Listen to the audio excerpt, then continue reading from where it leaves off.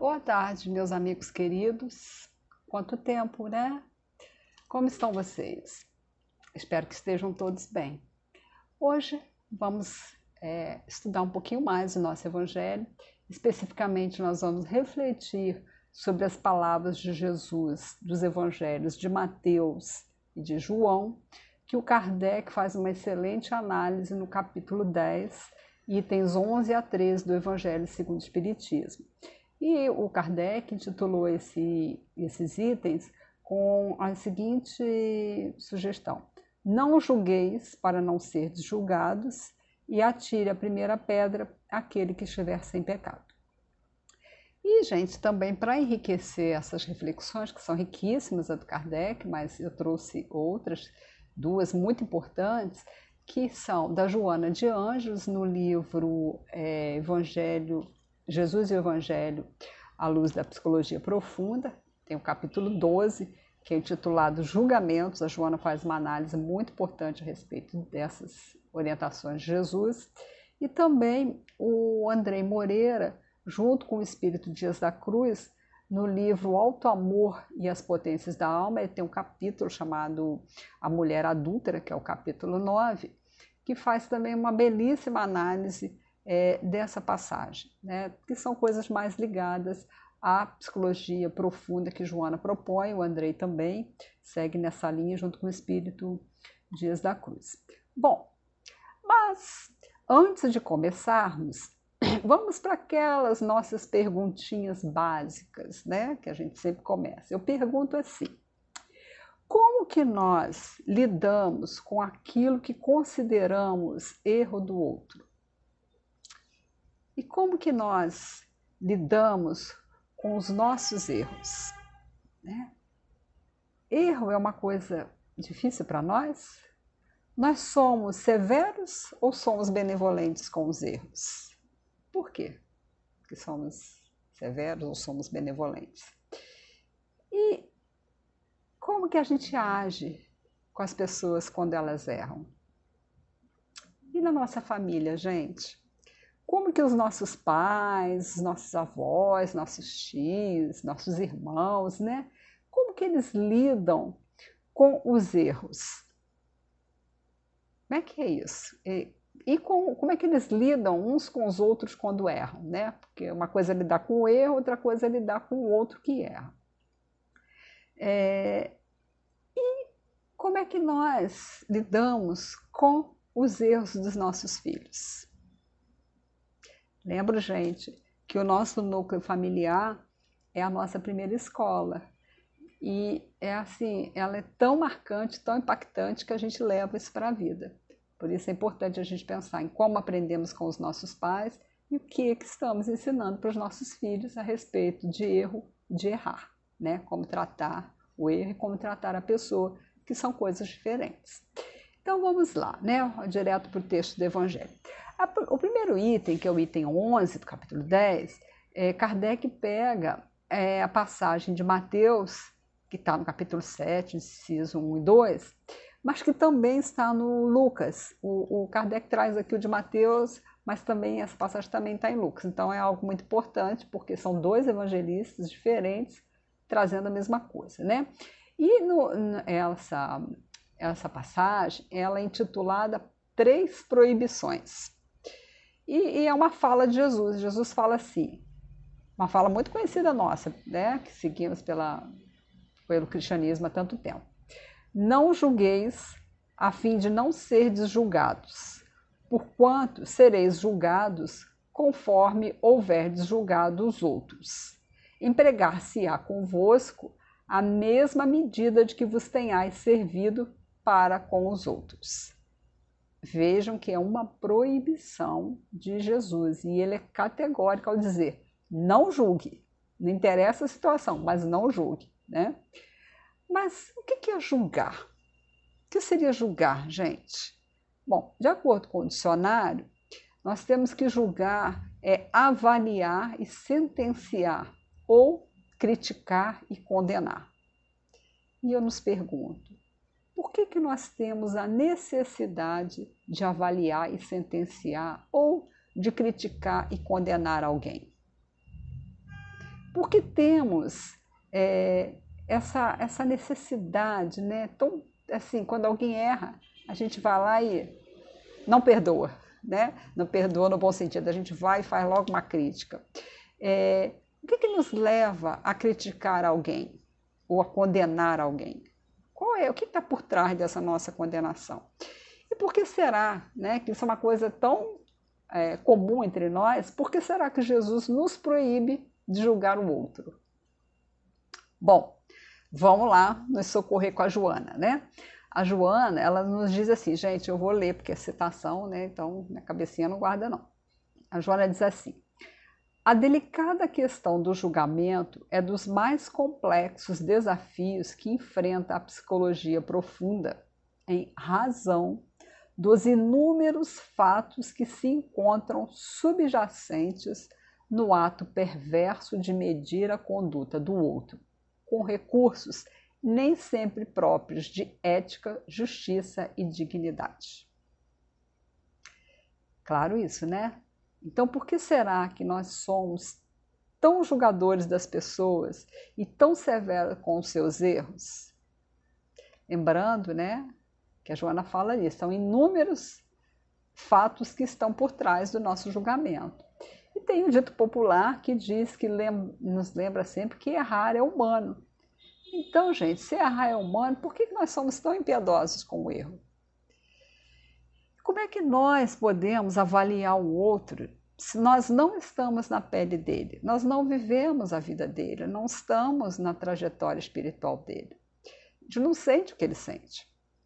Será que se estivéssemos na mesma situação e com as mesmas experiências, nós não faríamos o mesmo? Vamos pensar, né? A Joana, ela nos alerta o seguinte. Desculpe, gente, é que eu tô com um pigarro meio ruim. Perdão. A Joana fala assim: toda vez que o indivíduo descredenciado legalmente procede a um julgamento caracterizado pela impiedade e pela precipitação, ele realiza de forma inconsciente a projeção da sua sombra em tentativas de libertar-se. Mediante o mecanismo automático de liberação das cargas de culpa e de medo retidas no seu inconsciente, o julgador não vê as imperfeições morais que possui, mas facilmente identifica o mínimo reprochável no outro, por encontrar-se atribulado por gravames iguais ou muito mais perturbadores. O seu Carlos trouxe para a gente essa reflexão na semana passada, né? Então a gente às vezes está tão perturbado que a gente logo se apavora com o erro do outro e não olha para os nossos, né? Para a nossa imperfeição. A Joana, ela está nos alertando, né, aqui nessa passagem, durante todo o capítulo, sobre os motivos inconscientes que estão por trás dos nossos julgamentos. A gente às vezes não se dá conta por que a gente está julgando. Mas será que quando nós julgamos, nós não estamos tentando camuflar as nossas imperfeições? Será que não é uma tentativa de esconder a nossa imperfeição? Então, né, vamos ficar atentos, porque nós estamos no planeta de provas e expiações. Aqui não é lugar de gente perfeita, aqui é lugar de gente imperfeita, procurando aprender e se tornar um pouco melhor a cada dia, né? E vamos ficar atentos também com os nossos julgamentos, as nossas avaliações, as nossas críticas. Por quê? Porque esses julgamentos, essas avaliações, essas críticas, gente, nos dão notícias de nós mesmos, né? Do nosso inconsciente, do que está lá por trás de nós, fora da nossa máscara, da nossa persona que a gente se apresenta para a sociedade. E isso, gente, fala muito mais de nós do que do erro do outro. Então, quando a gente é impiedoso, quando a gente julga, a gente está se denunciando. Aí a gente vai dizer, então agora não vou mais julgar, não vou expressar meu julgamento, mas eu não estou falando só de expressar, estou falando inclusive do pensamento. Às vezes a gente não tem a possibilidade de falar, mas a gente pensa. E aí vale a gente fazer a reflexão. Por que eu estou julgando dessa forma? Por que eu estou fazendo essa crítica tão severa a esse tipo de coisa? Então é isso, o primeiro item é essa passagem. Aí vamos para o segundo, que é também muito conhecido nosso, que o Kardec botou aqui no item 12, que é a passagem que está no Evangelho de João. Todo mundo conhece, que é a passagem da mulher adúltera, capítulo 8, né?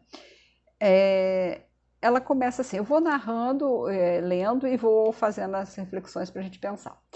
Começa assim, então os escribas e os fariseus lhe trouxeram uma mulher que fora surpreendida em adultério e, pondo-a de pé no meio do povo, disseram a Jesus: Mestre, esta mulher acaba de ser surpreendida em adultério. Ora, Moisés, pela lei, ordena que lapidem os adúlteros. Qual a tua opinião sobre isso? Qual é a nossa opinião, gente, sobre essa situação? O que nós faríamos, e aliás, o que nós fazemos hoje diante das falhas dos outros, quando os outros erram? Como é que a gente faz? A gente faz como o povo lá?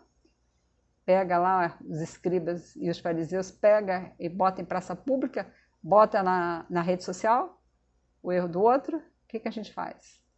Ou a gente fala bem alto, ou a gente dá uma bronca, como é que a gente faz? Bom, Andrei Moreira nos lembra que quanto menos lida com as suas próprias faltas e quanto mais punitivamente trata a si mesmo, mais o homem se torna rígido e rigoroso com as faltas alheias. Não é assim, gente? Que hajam os puritanos e os moralistas? Falam uma opção de coisa, mas no íntimo nem sempre é aquela pessoa tão perfeita assim, né? E nós? Somos os puritanos e moralistas diante do erro dos outros? Bom, vamos voltar para o Evangelho. Continua a parábola assim: diziam isto para o tentarem e terem do que acusar. Jesus, porém, abaixando-se, entrou a escrever na terra com o dedo. Como continuasse a interrogá-lo, ele se levantou e disse: maravilhoso isso, né? Aquele dentre vós que estiver sem pecado, atire a primeira pedra.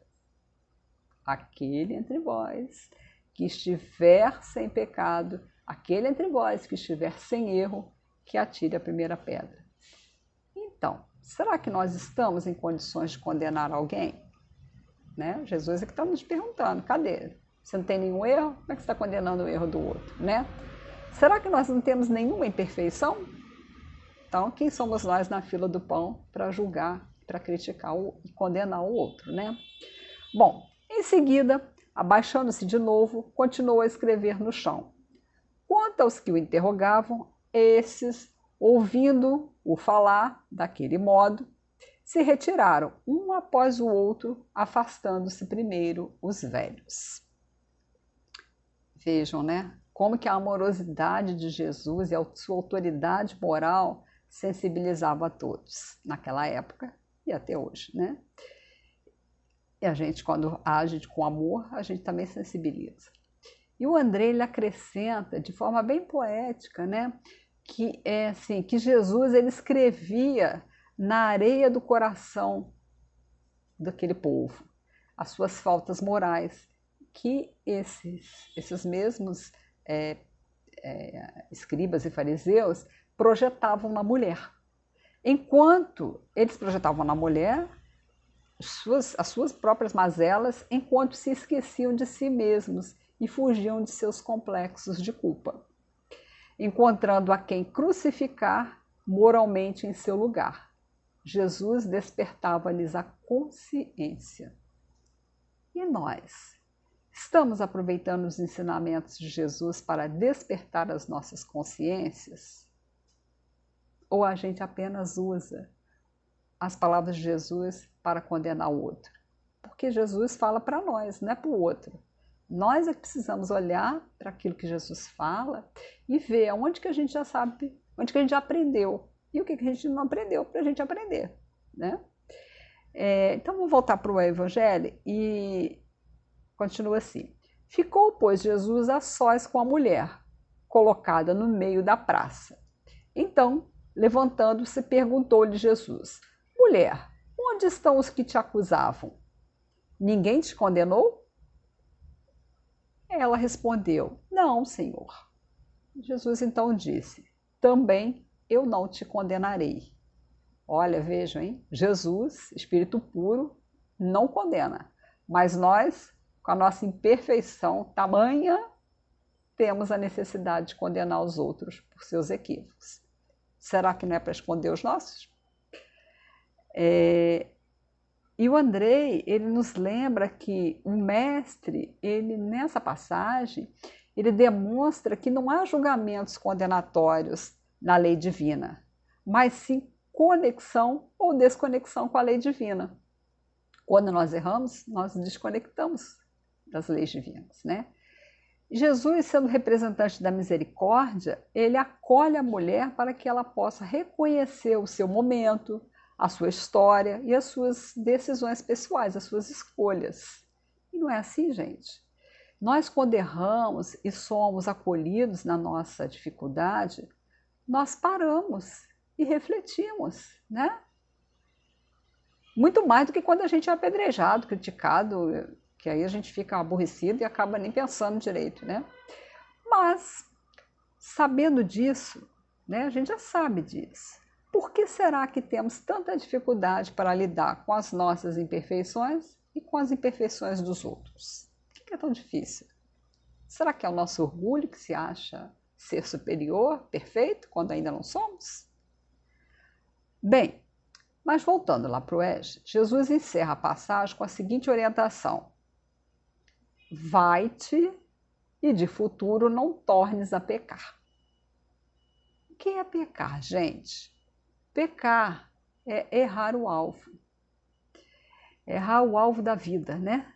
Então o Andrei nos explica que quando Jesus determina que a mulher vá, ele está dizendo para ela: não se paralise no caminho, minha filha, nem no vitimismo e na lamentação improdutiva, nem se paralise na autopunição, mas siga, se reerga para continuar a vida humana, que é cheia de erros e acertos, luzes e sombras.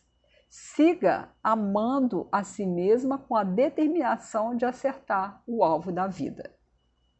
O que é o alvo da vida, gente? É a evolução para o amor, né? Nós que seguimos dentro do Espiritismo, a gente entende que o alvo da vida, estamos aqui para evoluir.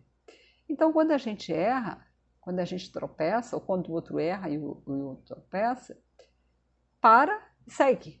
Para pensar, mas segue em frente. Não fica com remorso, se punindo, se culpando e paralisado. Né? Porque a culpa não nos acrescenta nada, não nos faz evoluir.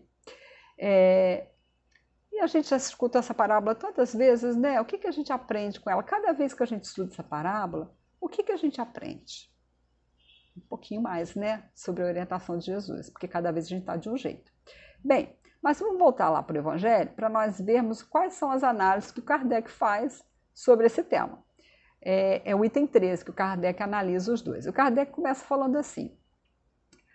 Ele pega a fala de Jesus: atire-lhe a primeira pedra aquele que estiver isento de pecado. Ele diz que essa sentença faz da indulgência um dever para nós e para os outros, porque ninguém há que não necessite para si próprio de indulgência. Né? Então, todos nós, imperfeitos que somos, precisamos de indulgência, porque vamos errar muitas vezes. Não é assim? Tratar a todos com misericórdia, porque a lei é de amor. E o Kardec continua. Essa frase, atire-lhe a primeira pedra aquele que estiver isento de pecado, nos ensina que não devemos julgar com mais severidade os outros do que nos julgamos a nós mesmos, nem condenar no outro aquilo de que nos absolvemos. Antes de criticar alguém, uma falta, vejamos se a mesma censura não nos pode ser feita. E é também, né, gente, o que a Joana nos ensina, né? Que antes da gente condenar o erro do outro, vamos refletir na nossa imperfeição, vamos analisar por que aquilo tanto me incomoda, por que aquela conduta errada do outro me incomoda tanto, onde que aquilo tem ressonância em mim. Por que eu tenho necessidade, né, de ser severo, impiedoso com a pessoa que erra? Aí muitos dirão: mas é para que a pessoa possa aprender. Gente, será que é isso mesmo? Será que é isso? Mas vem cá, se alguém só aprende assim, quando é repreendido. Mas por que Jesus nos proíbe de julgar então? E por que ele não condenou a mulher que foi flagrada ali, né, em erro? Vamos pensar.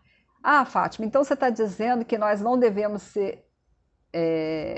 analisar o erro, que nós devemos ser condescendentes com os erros e ignorar todos os equívocos? O que vocês acham? Vocês acham que é isso que Jesus está ensinando? Bem, vamos lá voltar para o Evangelho para ver o que Kardec vai nos socorrer aqui. Kardec vai dizer assim: o reproche lançado à conduta de outro pode obedecer a dois móveis: reprimir o mal ou desacreditar a pessoa cujos atos se criticam. Então percebam, são duas coisas diferentes, né? Uma coisa é reprimir o mal, outra coisa é desacreditar a pessoa. E aí Kardec continua: não tem desculpa nunca o propósito de desacreditar o outro, porquanto só há maledicência e maldade aí. E é o que Jesus nos proíbe, né? Não é para a gente sair criticando o outro, por quê? Porque senão está em sintonia com a lei de amor e não vai ajudar o outro em nada, nem a gente, né? E o Kardec continua: já o propósito de reprimir o mal pode até ser louvável e constitui mesmo, em certas ocasiões, um dever, porque um bem deverá daí resultar, e porque, a não ser assim, jamais na sociedade se reprimiria o mal. Então o Kardec está explicando bem que Jesus não condenou a mulher pelo seu erro, mas Jesus também não foi conivente com o erro. É diferente, né? A pessoa do erro. E o Andrei acrescenta assim, que julgar é diferente de analisar. Todos necessitam analisar os fatos da vida e chegar a conclusões. No entanto, o julgamento narrado no Evangelho é o julgamento moral, aquele que rebaixa a dignidade do outro, em que quem julga se coloca numa situação de superioridade, capaz de punir ou de envergonhar aquele que é julgado e colocado em condição de inferioridade. Vejam, né, que Jesus ele não condenou a mulher, mas com aquela situação ele possibilitou a todos refletir sobre as suas imperfeições. Então o erro serve para isso, para a gente refletir sobre aquilo. E o Kardec ele está bem assim, explicando bem, né, que nós podemos analisar as condutas equivocadas, sim, mas de uma forma digna. Mas nós não podemos avaliar ou condenar a pessoa. Então o erro é diferente da pessoa. Os evangélicos falam, né, que o pecador é diferente do pecado. Deus ama o pecador, mas não concorda com o pecado. E, gente, essa também é a orientação, né, que a comunicação não violenta faz, o CVV, a gente usa isso também nos atendimentos fraternos da Casa Espírita, né? Para quê? Para que a gente possa ter uma boa escuta. Jamais podemos condenar alguém. Não quer dizer que a gente vai ser conivente com o erro, com a falta, né? Então, gente, vamos começar a praticar e tentar agir assim na próxima vez que nos depararmos com os erros dos outros, os nossos também, né? Vamos analisar em vez de criticar. E para esclarecer um pouquinho mais esse tema, a Joana acrescenta o seguinte, eu vou ler, gente, que é um textinho um pouquinho grande, mas é muito boa, a Joana é muito clara nessa citação. Ela diz assim: a análise do erro é sempre uma necessidade impostergável quando não se faz realizada com perversas intenções de dominação do ego, totalmente divorciada da lei de amor e de caridade. Analisar para auxiliar, analisar para corrigir, analisar para educar é valiosa contribuição para a construção do ser moral, psicológico e espiritual. Dessa forma, é inevitável que toda vez quando se é defrontado pelas ocorrências do cotidiano, o próprio senso crítico e de discernimento proceda a julgamento, examine a atitude, a conduta alheia, não assumindo, porém, a postura de censor, de responsável pela sociedade que pensaria estar defendendo. Então, super claro, né? Evitarmos o moralismo, evitarmos condenar as pessoas, mas analisar o fato, analisar as atitudes. Porque o importante é despertar a consciência com amorosidade. E a Joana continua: a sutileza entre o julgamento e a análise se encontra na capacidade de não converter a apreciação e o exame da situação em condenação que exija castigo, mas solidariedade ou autoprecaução, para que não se incida no mesmo equívoco. Graças a esse comportamento, essa análise que a gente faz, né, da situação e não da pessoa, manifesta-se a maturidade do ser humano, que ora sabe entender o correto em relação ao errado, a ação dignificante em confronto com a reprochável, a comparação entre o saudável e o patológico. Está muito bem claro, né? A Joana esclareceu bem a diferença entre análise e julgamento. Bom, e já caminhando para o final, né, para a gente encerrando, Joana também nos lembra o seguinte, que Jesus, que sabia examinar sem julgar, muito menos punir, Jesus, que sabia examinar sem julgar e muito menos punir, como consequência, viveu sempre muito feliz. A sua doutrina é todo um poema de alegria, de libertação dos conflitos, de autoiluminação e de engrandecimento a Deus. Qualquer coisa diferente disso não é Jesus, não é cristianismo. É a gente querendo inventar outra religião. E o Andrei acrescenta assim, que o fato é que Jesus conhecia, né, Jesus, Espírito Superior, conhecia e conhece os processos psíquicos que levam o ser humano a reconhecer no outro o que desconhece, teme ou nega em si mesmo, bem como a projetar as culpas que carrega e que não consegue encarar, né? Que acontece. A gente começou falando sobre isso. Por que a gente está julgando? Vamos pensar. Gente, e agora, concluindo, né, essa maravilhosa orientação de Jesus, que jamais julgar, mas analisar a situação e não ser conivente com o erro. Vamos, durante essa semana, refletir nas palavras de Dias da Cruz que eu trago aqui para a gente pensar durante a semana. Dias da Cruz diz assim para a gente: portanto, meu filho, ao pegar a pedra que teu interior te ofereça a lançar sobre a experiência alheia, reflete mais um pouco em teu próprio caminhar e reconhece teus sentimentos.